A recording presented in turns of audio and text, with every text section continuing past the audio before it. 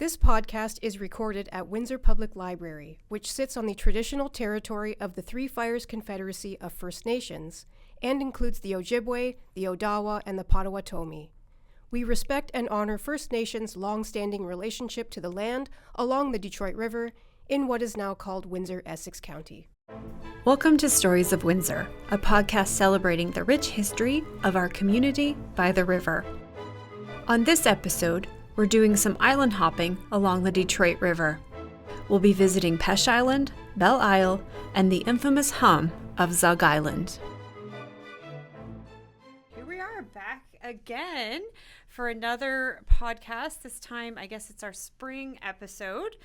It's great to see you guys again. It's nice to see you too. I just wanted to remind folks that are listening that you can find our podcast on Windsor Public Library's YouTube channel, our Spotify channel, and our digital branch website. So today we are going to discuss three islands. So the geography, as we talked about in our last episode, Music of the Detroit River region, the geography of the Windsor-Detroit region offers a unique opportunity for residents on both sides of the border to use the waterfront for various recreational and entertainment outlets. So today we're talking about Peche Island, Belle Isle, and Zug Island. I found this quote when I was doing my research. It was from Lost Detroit by Cheri on page 62. It says, "Detroit was a city that began on the waterfront, did business on the waterfront, and took its pleasure on the waterfront." And I feel that's very true for Windsor as well. To set the scene for this podcast, I'm going to do a little something different. So I want everyone out there to visualize. We're going to ask you to pretend you're on a boat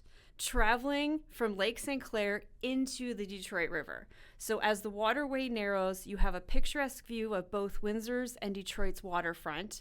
And as we travel along the river, we'll first make a stop on the Canadian side at Peche Island, then cross the border to Detroit's own Belle Isle, and finally, as we make our way under the Ambassador Bridge and towards Lake Erie, we'll pop over to Zug Island to investigate its notable and mysterious past. So essentially, we're doing some island hopping Windsor style. Let's get started on this journey, and we'll start with our first tour guide on deck, and that is Carla. Excited to talk about Peche Island today. And before I get into it, I want to shout out the main source I used for this, which is an article called The Curse of Peche Island. And the volume of work is The Best of the Times magazine by Walkersville Publishing. And the book was edited by Chris Edwards and Elaine Weeks. So I will be talking at length here about the supposed curse of Peche Island. It has lasted decades and decades, so it's going to be an interesting one. Peche Island is a small island, maybe about 100 acres in size, in the Detroit River, as Erica has pointed out, and it's located about 2 kilometers from Belle Isle, so pretty close. Pop quiz for you both.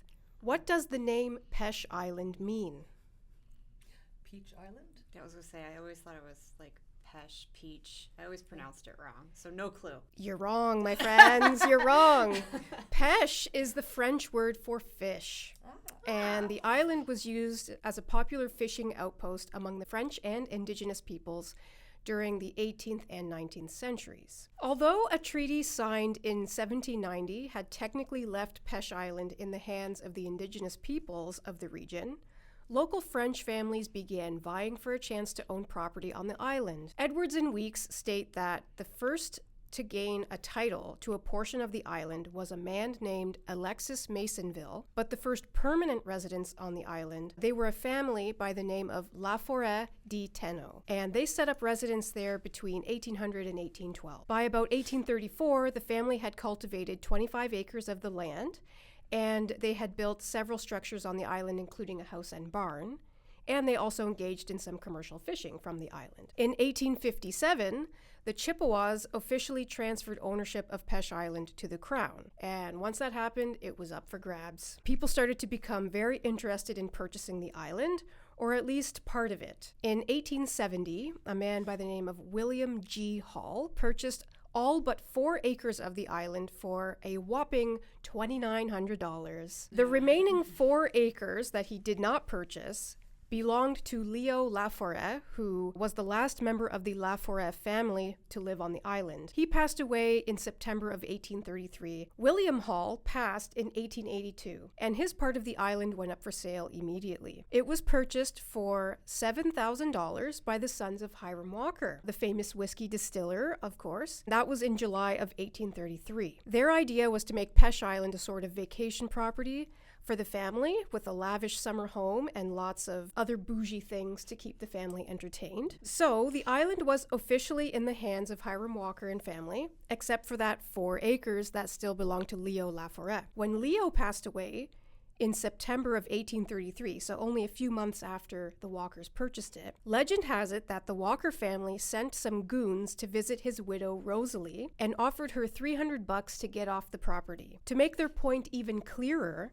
the goons trashed her home and winter food stores when she was away on business in Detroit. When she returned home, Rosalie allegedly put a curse on the Walker family and the island. And according to Edwards and Weeks, the exact quote is, quote, "No one will ever do anything with this island," end quote. Well, the Walkers didn't care. They went on with it anyway, and they began construction on Peche Island right away, digging out canals so that building supplies could be brought in by boat, and they purchased 2 yachts to use for their travels between the mainland and the island. Hiram Walker built a gigantic mansion on the island, a greenhouse for growing flowers, and planted trees and orchards around his property. Soon after, the family installed a golf course, a carriage house, and generators to provide electricity to the island. I began to wonder, with all this construction, that if this was actually becoming more of a resort rather than a private vacation property. And then suddenly, Rosalie's curse finally took effect. The Walker family started to experience a series of unfortunate events. First, Hiram's son Willis, after whom Willistead Manor is named, he suddenly passed at the very young age of 28. Then Hiram fell ill himself in 1895 and passed in 1899 after suffering a minor stroke. When he passed, he transferred the land to his daughter Elizabeth, who then sold the island to the Detroit and Windsor Ferry Company in 1907. And the ferry company's plan was to make it a resort island for the wealthy. But it seems that the Walker curse transferred to the ferry company as well, which later became known as the Boblo Excursion Company. Throwback to our first podcast. Because later that year, the president of the company, Walter E. Campbell, died in the mansion that Hiram Walker built on the island. His sudden passing put a major damper on the company's plans to make Peche Island sorry for the pun, but it was dead in the water. Sorry. Okay. After that, the property started falling into disrepair, and in 1929, the mansion burned to the ground in a massive fire. Although the company continued to own it for the next several decades, they completely neglected it, and basically the island reverted all back to forest. In 1956, the Boblo Company sold the island to another company called Peche Island Limited to create a housing development there. Sounds kind of like Boblo is now. Mm-hmm. But the curse continued, and that plan was canceled just 1 year later because there was not enough suitable landfill on the island to make this happen. After they discovered they couldn't build this housing development, Peche Island Limited sold the island to a Detroit lawyer named E.J. Harris in 1962, and he wanted to create a ski hill there. Oh my God. I find that hilarious because we barely get enough snow to you might as well just do like a ski jump into the water at that point. I don't see it, but and then get torn down the currents of the Detroit River. I question that one the most. The golf course, I'm like, okay, I can see it, but like a ski hill. The ski hill, I'm just like, they didn't have the landfill to like build houses. How are they going to build up the land for a hill? I don't know. It's just insane. Well, as you can see, that never happened, and Harris quickly sold the property to another company called Sierra Limited. And work began to make this island into a beautiful park. And it looked like things were going to improve. But in 1969, this project was also halted because Sierra Limited declared bankruptcy. I think that curse is real. Yeah, there's something definitely going on there. Something's going on. After this, R.C. Proofer of Riverside Construction bought the island with the intent of creating housing, parks, and a marina on the island. But he too fell on hard times, and he sold the island before 1971. Ever since the ferry company had owned the island way back in the early 1900s, Windsor residents had been begging all levels of government to take over the island. And finally, in 1971, government services purchased the island and designated it a provincial park in 1974. The city of Windsor then acquired the island in November of 1999, making it a municipal park, which it still is today. It has some walking trails, washroom facilities, and docking structures. And the city offers rides out to the island in the warmer months. And you can actually still see the ruins of Hiram Walker's summer home there if you walk the trails. But the island now is basically a sanctuary for wildlife, especially birds and waterfowl. IRCA, the City of Windsor, and the Detroit River Canadian Cleanup have done a lot of work to protect the island against erosion and built up habitats for fish and migratory birds. There are also trees on the island estimated to be over 200 years old, mostly native species like the Kentucky coffee tree and the butternut. In terms of wildlife, you might see fox snakes, turtles, and even beavers along the shoreline. We all know that the current in the Detroit River is very strong, especially there. And because of this, Peche Island is experiencing serious erosion. The Detroit River Canadian Cleanup Organization estimates that the island has decreased in area by 17 acres since 1931. I couldn't find an exact number for the acreage of the island. In the Weeks and Edwards book, it says that it was 106 acres. And then the City of Windsor's website, I believe, says 100 acres. And Tourism Windsor Essex says 86 acres. So I'm not sure what the current acreage is, but it seems to be depleting all the time. So aside from the Weeks and Edwards article on Peche Island that I used for this research, I also recommend checking out the webpage called Peche Island under the Famous Windsorites heading on our own webpage, windsorpubliclibrary.com. There are several more links there that will connect you to more information on the history and ecology of the island. Peche Island has obviously had a very tumultuous history. Maybe Rosalie's curse on the island is true. Maybe its destiny is just to be a natural habitat and not a playground for the rich. I don't know. But I'm content just looking at the island from a safe distance on the shore. Okay. So then you have not been to Peche Island? I have never been to Peche Island. I know the little boat that takes people out there in the summertime is quite small. I think it fits like 6 people. That's a little iffy for me. We're going to hop on over to Belle Isle now, which is what? You said 2 kilometers from Peche Island? So Belle Isle is significantly larger than Peche Island. I was actually shocked at how well used Belle Isle has been since its purchase, quote unquote.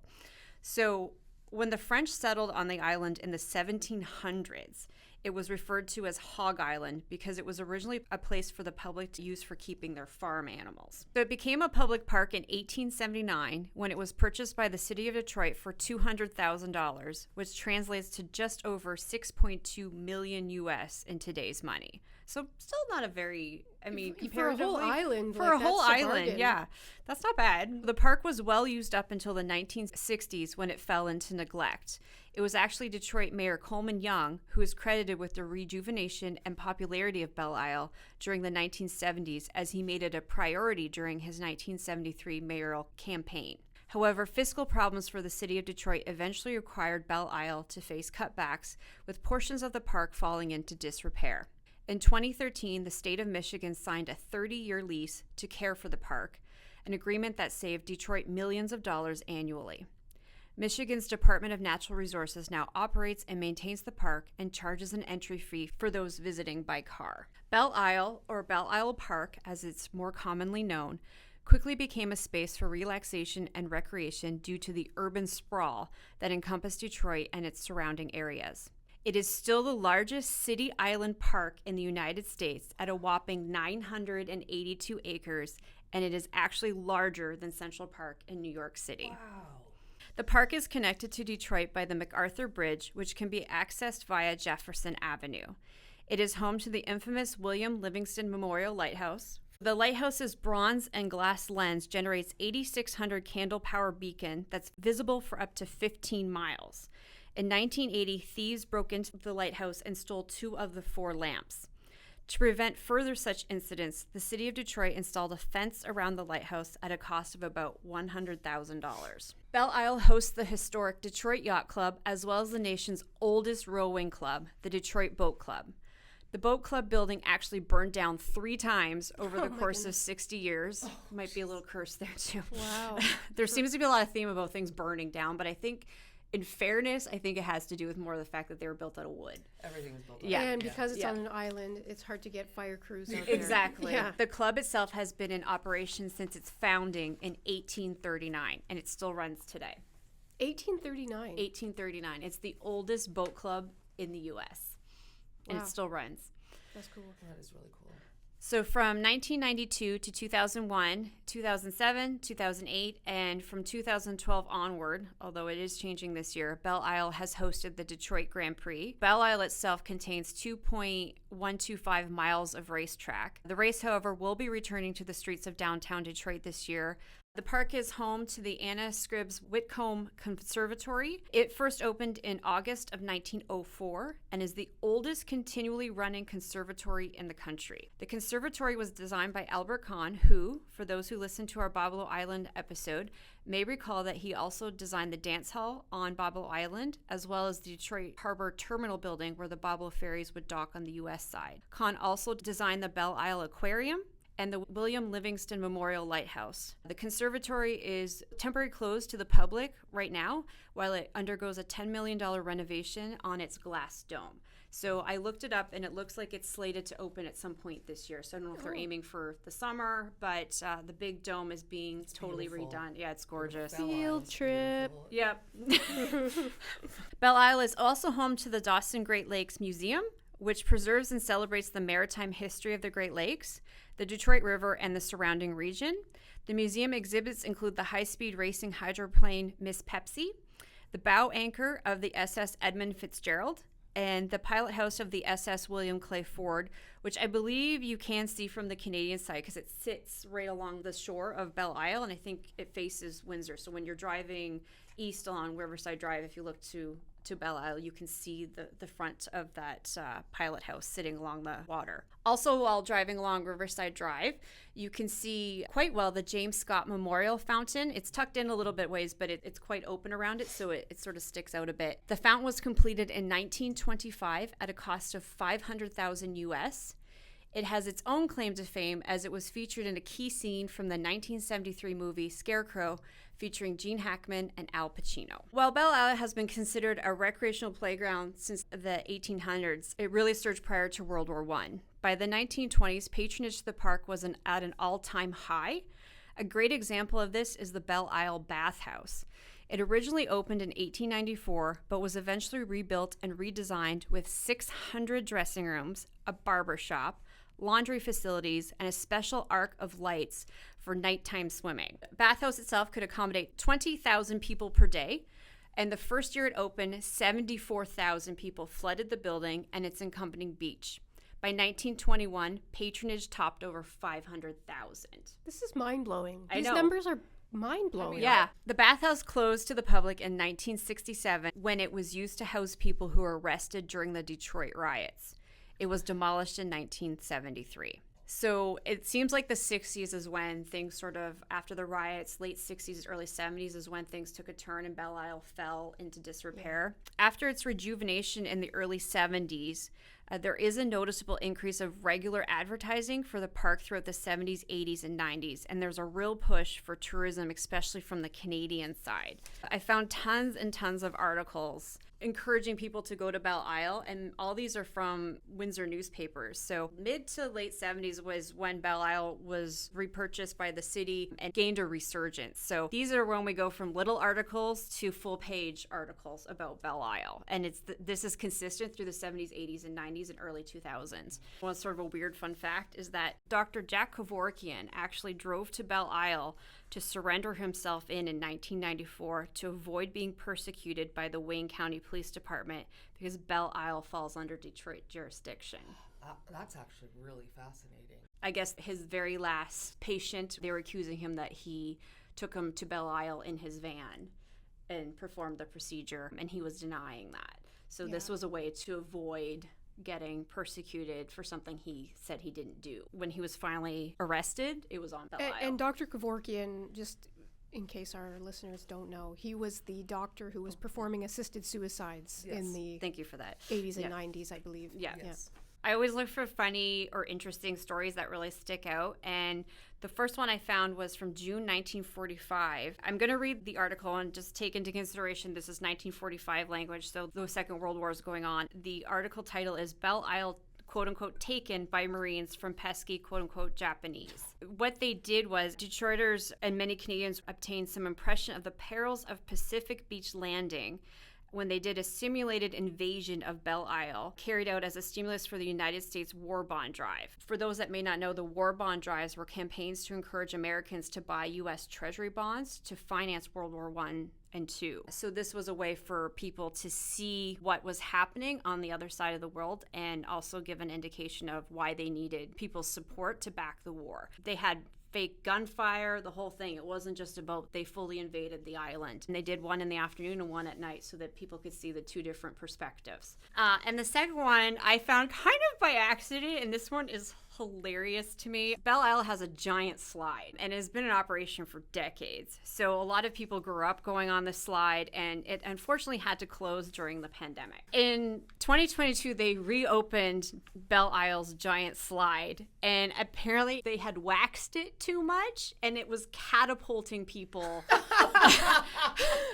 into the air and causing all kinds of problems. In the Detroit News in August 24th of 2022, I found a page-and-a-half article, and apparently the video of the slide had gone viral of people just launching themselves and kids being thrown. So the Michigan Department of Natural Resources, which has operated the Belle Isle slide since 2014, said they waxed and washed the slide surface to try to slow down riders as it was expected to reopen for the second time this weekend. But it became the butt of a lot of jokes. So Lamorne Morris, who played Winston on New Girl, was hosting Jimmy Kimmel Live around this time. And he said if his daughter acts up, he's taking her to Detroit. And he said if you're looking for an affordable activity to do with your kids, you should consider taking them on the giant slide in Detroit. It's fun. It's only $1, but the contusions last a lifetime. T-shirts were made that says Detroit kids are just made different. And the video of the Detroit Natural Resources official showing people how to properly ride the slide tracked nearly 10 million views on Facebook and TikTok. So 2 days later,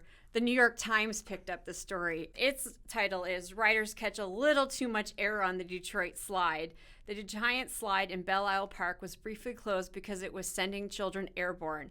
The waxing was a little robust, says a state parks official. So riding the slide now comes with an instructional video. And the biggest thing is you have to lean forward and stay leaning forward and hold on tight. They interviewed a lady who was in her 30s and said she grew up visiting the slide on field trips and seeing children fly through the air. It was really no surprise when she was a kid. She was like, we already knew we were getting hurt as kids. But she's like, now you couldn't pay me enough money to get on that. If you can't go to Cedar Point, just pop over to Belle Isle and jump on the slide. I could go on and on. It's definitely worth the trip. I've only been there once. I was 10. I remember the fountain. I'm ashamed to say, don't remember much else. Do you remember the Belle Isle Zoo?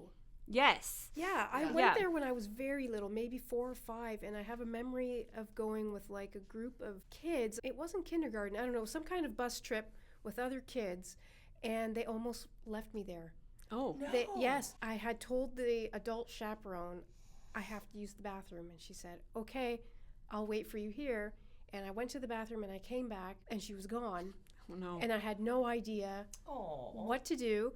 And so I just went to the parking lot. I don't know how I knew where the parking lot was, but I went to the parking lot and I saw a school bus and I got on that school bus and I recognized the faces. So I made it home. That's scary. That is scary. Yeah, I say field trip. We'll just Yes. rent a boat, find somebody. If anybody out there wants to do some island hopping with us and has a boat, just call the library. We'll be happy to. We'll chip in for gas. My main source list is A History Lover's Guide to Detroit by Karin Risko, Lost Detroit by Cheri Y. Gay. I use a lot of the WPL digital newspaper databases for both the Windsor Star and the Border City Star. I was able to get a lot of information as well as some amazing pictures, and I encourage people to check it out, is the Detroit Historical Society website. They have a lot of their pictures are digitally archived on there. I strongly encourage you to take a look at that website. So with that, we're going to keep going, and we're going to duck under the Ambassador Bridge and pop over to Zug with Mary Lou. A lot of people, from Windsor, when they think of Zug Island, they think of the Windsor hum, the mystery of the Windsor hum. It's an annoying vibration that comes from the American side of the river, and it used to be like, are there aliens coming? There's military experiments going on, and they're testing bombs. Just ridiculous things that have never been proven, obviously, but it is a very mysterious place because it is a private island. But I think in order to understand how it became what it is now, you need to understand what it is before. Zug Island is actually a marsh-filled peninsula, and it is at the mouth of River Rouge. It served as an uninhabited Native American burial ground for thousands of years. In fact, more than a millennium ago, the property we now know that butts along Zug Island is a town called Del Rey, was a burying ground for an unknown civilization. When you think of Zug Island, you have to think of the shore that's along it. What they did was they built something called a mud run that was to make it more accessible. When it was incorporated into a town called a.k.a. Township. I'm going to use the term Del Rey because that's the town that technically is closest to Zug Island. The marshy shore was somewhat undisturbed by the French and European contacts. They, didn't see any real value in the actual type of land because it was marshy, and they didn't find that it would be of importance to them. There was also all these strange mounds along the way, and it was very sandy. They just didn't see it as of tremendous value until about the War of 1812. There was a military highway created to expand and protect the U.S. troops. This was intended to connect Detroit to a fort in Ohio. After the War of 1812, the town itself expanded so quickly, the road was resurveyed, and it now serves as Jefferson Avenue in Detroit. One person who was interested in developing the land was someone named Samuel Zug, hence the name Zug Island. I was wondering where the name came from. That makes a lot of sense. Yeah. And he was one of the founders of the Republican Party, a staunch abolitionist. He came to Detroit from Cumberland County, Pennsylvania in 1836 to make his fortune in the furniture industry with the money he earned as a bookkeeper, because there was a lot of cheap forest land in this area. So he had an easy access to wood. Along the riverbanks, there were all sorts of different kinds of greenery that he could use, so it was considered ideal. He did it with an investor named Marcus Stevenson. The company succeeded so well that in 1859, he was an extraordinarily rich man, and he dissolved his partnership with Stevenson. It was in 1822 that they actually had to resurvey the land to make it an extended road. So it had basically expanded to the point of a village by the 1840s, where they required that kind of infrastructure. What happened was he sold his business. He really wanted to invest in real estate. And he really, really wanted to provide, and I quote, security for his wife, Anne. So he had this idea that he was going to have a luxurious estate. Oh, of course. Okay. Trends, eh? So, he bought 325 acres of the marshy land below Fort Wayne from the town of Del Rey. He tried for years and years to make that place loving and wonderful, but after 10 years, him and his wife abandoned the island because of the Windsor Detroit's notorious humidity. And it was too marshy, and there were too many problems to build something in that type of property. The property that they also owned included about 8,000 feet of Rouge River frontage. So this was all part of this one purchase. So in order to make it a island, they had to put a shallow canal, which they call the mud run, and it was only 5 foot deep. So they had to actually have a company come in. They were known as the River Rouge Improvement Company, and they cut a small canal through the south section. And that was in 1888. And he had already left the island. He still owned it, but his wife like, we're not living here. This is awful. So I find it actually hilarious that it's too hot and humid on that side of the river, but we're going to build a ski hill on the other side of the river. Crazy. I don't blame him. The humidity gets me thinking about leaving here every summer. So Yeah, I mean, can you imagine like the black flies? Oh my gosh. No. in that marshy area. In that marshy area. Oh, the No. mosquitoes would Yeah. be human No, size. thank you. What he did in 1880, he allowed this canal to be built through, and that allowed for him to bring in more ships and to also bring more supplies to the area, especially things for urbanization, also to take advantage of what was available in the area. And that had a lot to do with the sand that was in the area. And the type of forestry. There was a lot of muskrats, there was a lot of different birds, and a lot of fishing going on in that area. By making this canal, they were able to get more ships to come through, to ship things to the area, to take advantage of the industrialization that was happening at that time. He decided then he wanted nothing to do with it. In 1891, Zug completed the largest real estate transaction of the decade. He sold his island in its area for $300,000 Oh, wow. to the industries that wanted to use it as a dumping ground. After all that building up, they want to turn it into a Yeah, dumping because, ground. the marsh could sink. They didn't have, the kind of gravel that they could use. So the company that was there, they were trying to create dredging slips for factory frontages.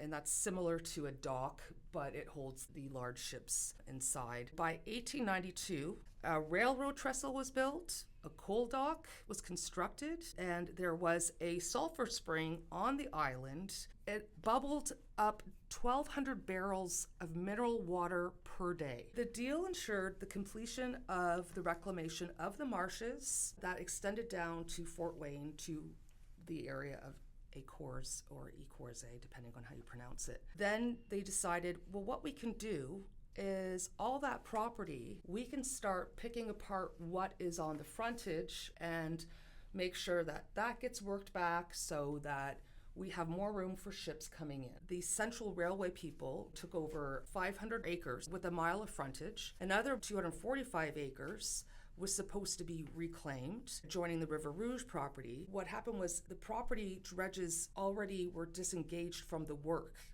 And so as they were dredging and excavating areas, one of the land families that had a farm close by, they sold their property because there was the Great American Exposition happening in Detroit. So they needed property to host the exposition. Now, this is where the history of the Indigenous people in that area really comes to play. There were a very large amount of sand mounds and mounds that were built, and some of them were burial mounds. When they were developing the land for the exposition, the Chase family, who had their farm on something called the Great Mound, which was an ancient burial site, they decided, hey, let's just tear it down. We're going to take the sand. Took the sand, they dug down the mound. The boat would go up to the sand at the docks in between the island and the beach area. This is actually coming from one of the people that worked. This is a quote. When the diggers came to a skeleton, they put it on a wheelbarrow, wheeled it to the Rouge River, and dumped it in. They sold the sand for 2.5 cents per barrel. It was roughly 6 million cubic feet of sand. So they not only disposed of this sacred place, but then they just sold off the sand for a cheap amount. And this was not unusual. This was something that had happened across many places in the United States and in Canada. In fact, there was quite a few incidences of mounds being desecrated or torn down. So when it was leveled, the company called Solvay Process took advantage of the salt deposits that were just behind the Great Mound, and they said, we're going to manufacture sodium carbonate. Well, where did the junk for the sodium carbonate go? Well, it got dumped into the River Rouge because it was the closest place. There was about 5 different companies on the actual island that would take these things, process them down, and then whatever gunk, junk, garbage, chemicals were just dumped into the River Rouge. This happened on both sides, and actually the destruction of these old native infrastructures actually destroyed the Springwells earthworks, which was helping pump up the sulfur water. So it was known as the Shortcut Canal.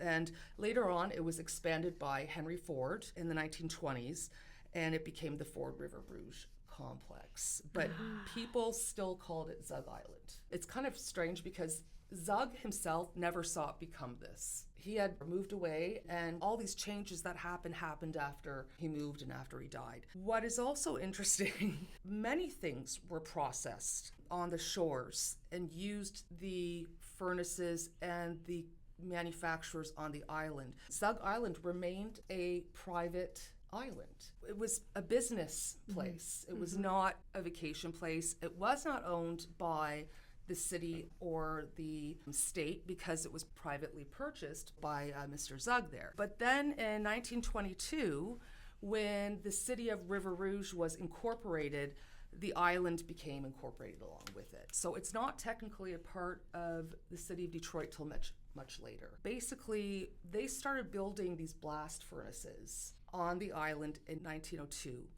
and the steel mills had changed hands several times.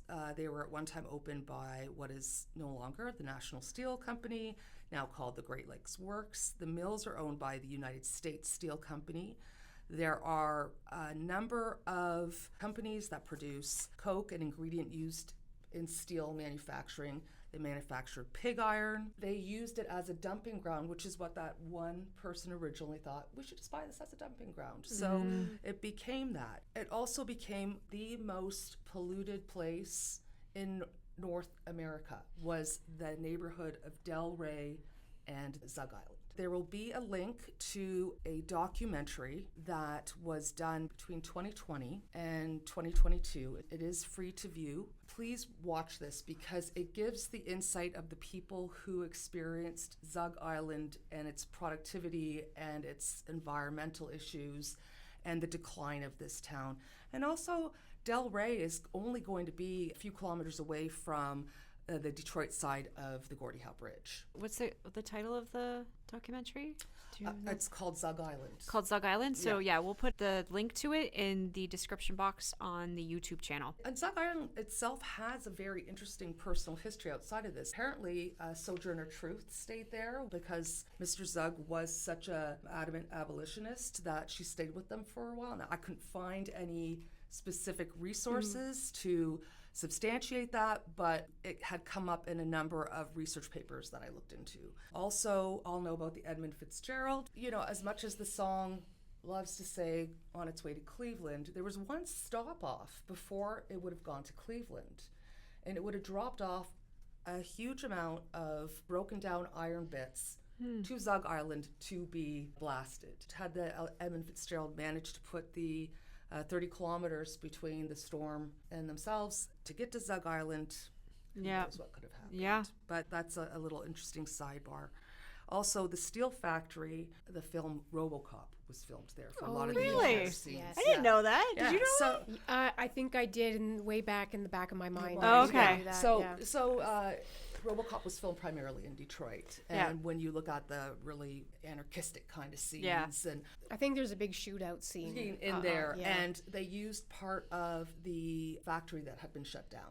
The Environmental Protection Agency had found high levels of ammonia, lead, manganese, mercury, ethylene, and other chemicals emanating from the actual marshes of the island. U.S. Steel even pays for the fines. The majority of the company has shut down, where at one point it was the primary workplace for the people of Delray.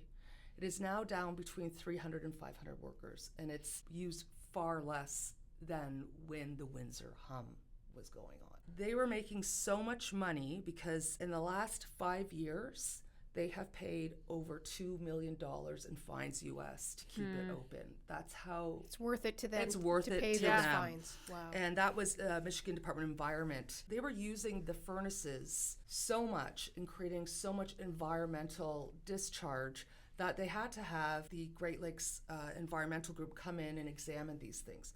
At the same time, when this increase in business was going on, the hum began. And that was roughly between 2009 and 2011 that people really started to quote unquote feel what is known as the Windsor hum. And it became such a problematic issue that Brian Massey got involved, Councillor Al Magny got involved, Environment Canada was trying to work with the state. The state said it was a city problem, it was a government problem, the vibrations weren't there. They were trying to negotiate just to get on the island to do the tests, and they wouldn't allow them to do that. Eventually, Brian Massey and Al Magny and a number of other people put out an open house that if people want to attend and tell us your experience, please do. And we'll have these phones if you want to call in. And they received, in less than a week, 22,000 phone calls. Wow. Then the Canadian government said, maybe there is something with these claims. So let's actually fund a research group. So Dr. Colin Novak from the University of Windsor and people from the University of Western Ontario, they said, okay, we're going to set up and we're going to do a test.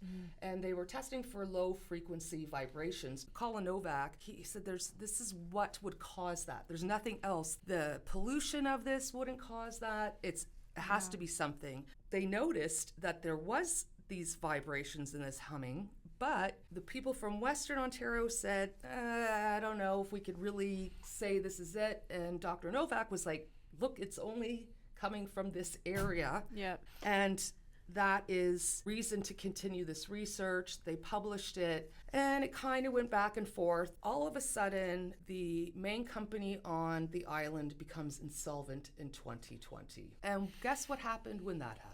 The hum went away. The hum disappeared. Yep. And there's some very interesting things when you look back. And one is Dr. Novak really explains it well. And he said, these hertz, these vibrations, we cannot hear them with normal hearing. Yeah. It's below our capability. But your body can feel it. It actually can vibrate your organs internally. How much it affects your body. I was astounded to read this. And the majority of people felt it at night. And lo and behold, what were some of the charges from the Great Lakes Environmental Protection Agency? Overusing the blast furnaces and trying to deceive them by doing it late at night. Sneaky. Eventually, this whole mystery, the New York Times visited. Oh, it was everywhere. They did. The History Channel did one. William Shatner was the Joe host Rogan. Of that. We can't mention that. Yeah. People from Al Jazeera came here. That's crazy. I mean, this is crazy. And the thing was, there are other quote unquote hums around the world, and almost all of them have to do with this type of vibration, low frequency vibration. To this day, we still see stuff coming out of the smokestacks. It's probably about 30% of what it used to be. But as soon as the town of Delray and the majority of people move out, they're going to actually have to clean the land around the town and around the island. But the island itself, because the marshy land, is just a sponge to all of these chemicals. Yeah. It's like the entire area has been not just a indigenous desecration, but a complete desecration of the environment in that area. It is so hard to get into the amount of property that was destroyed, the amount of beach and sacred land that was destroyed. Like, it almost sounds like it's past the point to be able to go in there and clean it up properly. I think that the problem is right now they're able to shut off, like in Delray, there's sections that are literally just blocked off because they're considered too polluted. There's still a couple hundred people still living in that town. Yeah. And they're not going anywhere. They have nothing else. This is a story that is still going on. I think the story of Zug Island is like a reminder that although on both sides of the border, in Windsor and in Detroit, we've all been so wrapped up about industry and building up industry and the economy that, like, we have to remember this is a habitat, this is a natural environment as well. And it just shows you how we've impacted it to a degree that may not be reversible, and that's frightening. Yeah. And it's also interesting that when the Windsor hum was getting noticed, they were amping up the amount of processing being done, but they were only allowed to do a certain amount because of environmental concerns per day, which is why they were basically secretly processing More at night. Yeah. So much that actually because these blast furnaces, they weren't updated too often. They were old. Well, it was what, 1920s you said? that most of them were built. Now, I'm Yeah. sure they put new ones in over time, but the infrastructure for the actual factories was quite degraded. So, like, imagine the acoustic vibrations that would cause it. I mean, you're looking at 30 hertz for someone to get nauseous. Almost all of the people who experienced this, they described it as either it was like a train going past your home or a shipping truck sitting right outside your house. You would get nauseated. Yeah. And the worst thing was you couldn't sleep and you were completely anxious. Every single person said they experienced severe anxiety. And if you become anxious or your body is suffering something, Yeah. can you imagine the dopamine that would be going through your body? And that's going to cause anxiety. It was just a perpetual destruction. Yeah. And for what? For profit. And you're not only destroying the land, you're destroying the health of the people around you, you're destroying your local history. And you're right. It's a great analysis of that. Yeah, our impact on the environment. And I'm also sort of hearing all three stories today of the different islands, which are so close together, how extremely different their histories are and how they are to this day. For example, Peche Island now, and even when it was slightly inhabited, it has always sort of been more of a natural habitat. Belle Isle is a very well manicured parkland. Yeah. And then Zug Island is the other extreme. It's a dump. The industrial wasteland that it is now. So. Yeah. I guess we'll wrap it up here and do encourage people to, since this warm weather is coming, to visit Peche Island and Belle Isle if you get the chance to. I would say call 311 and check the City of Windsor's website to see if and when they're relaunching the program. Oh, that's a good idea. Transporting. Yeah, that's a great idea. They leave from Carla. Yeah. Lakeview Marina, way on the east side. I know personally, since I haven't been to Belle Isle in decades, I definitely, after reading and learning more about it, I'm definitely considering going over it this summer. It was lovely seeing you both again. This is always a joy, and we will be back with our next podcast probably midsummer. So we'll look forward to seeing each other again then. Thanks, ladies. Can't wait. Stay tuned for our next episode when we'll take a tour of Windsor's outdoor festivals. Join us as we discuss the origins of music, food, and cultural celebrations that encapsulate summertime in the Rose City. Thank you for listening. This has been a Windsor Public Library Digital Branch production.